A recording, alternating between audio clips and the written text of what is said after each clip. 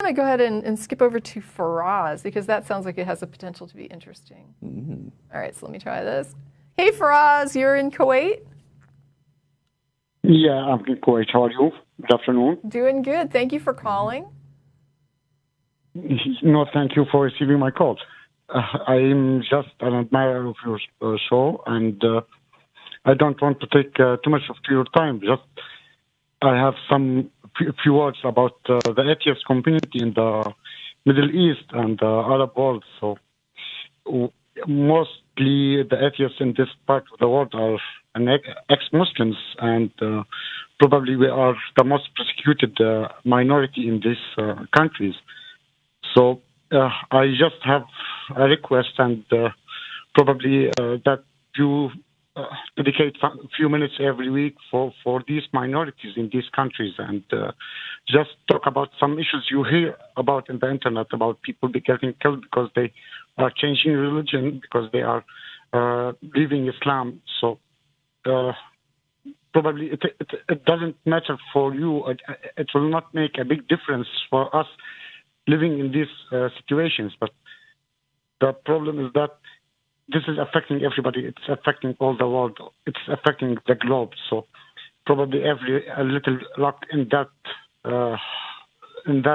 pool might create some fuss about the issues. And these countries are in a direct violation for the United Nations human rights about the freedom of religion, the freedom to believe or not believe. So that's all what I have. That's all I have to say about it. I want to say, Firaz, I actually cannot promise that we would devote time every week to this, but what I can say is I am totally happy to take calls from atheists from the Middle East, especially in countries where they're having massive problems and where they are highly persecuted. I would be happy to hear from them, and I would welcome those phone calls if that would be of any assistance. I did talk at one point about some Muslim issues a few times, but not often.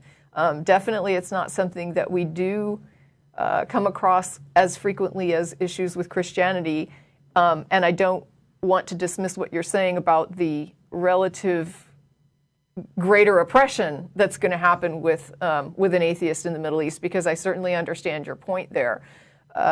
I do want to thank you for the call, and I will go ahead and make that kind of a call to atheists to pay more attention to apostate Muslims and to the plight of atheists that are in the Middle East. And I think you're right, this is a human rights issue for sure. I definitely have personally shared out articles where people's lives were in danger because of apostasy or because of atheism in the Middle East. And I definitely, we talk about the nonprofits sometimes when we do the intro to this show, and the nonprofits handles news items more frequently than we do. We don't always take up items that are in the news on the Atheist Experience, but the nonprofits is more likely to do that. I don't know what they've been hitting on recently, but certainly you're correct. There is plenty of information for us to be looking at when it comes to atheist oppression in the Middle East. It's pretty bad, and I agree. Sure, and I'll just jump on that a little bit, Tracie. Like it would be wonderful to get more calls, and like the way you're calling in now, it's for people to share their experiences, because that's probably one of the best ways that our audience here and us as hosts as well will be able to better understand your position and to get that word out there. But I just wanted to also plug for the back cruise, the lecture, our pre-cruise lecture. Yes. The person who's our keynote speaker for that is Mohammed Syed, and he's the president of the Ex-Muslims of North America.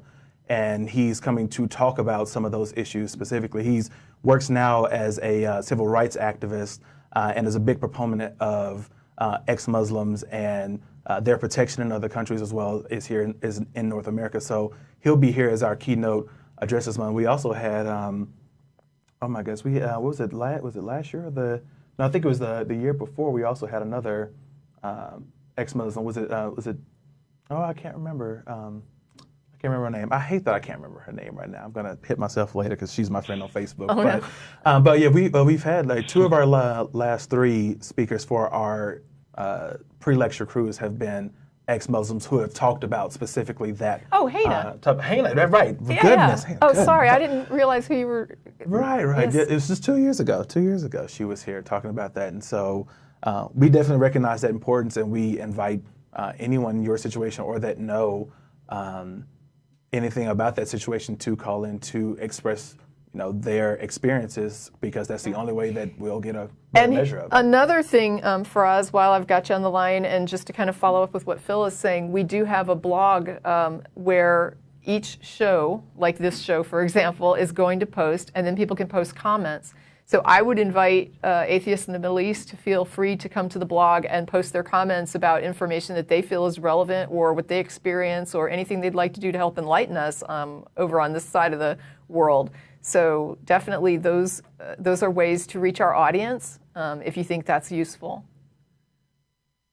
Yeah, definitely. Anything helps. Thank you very much for taking my call. Thank you, Firaz. Yeah, I appreciate it very much.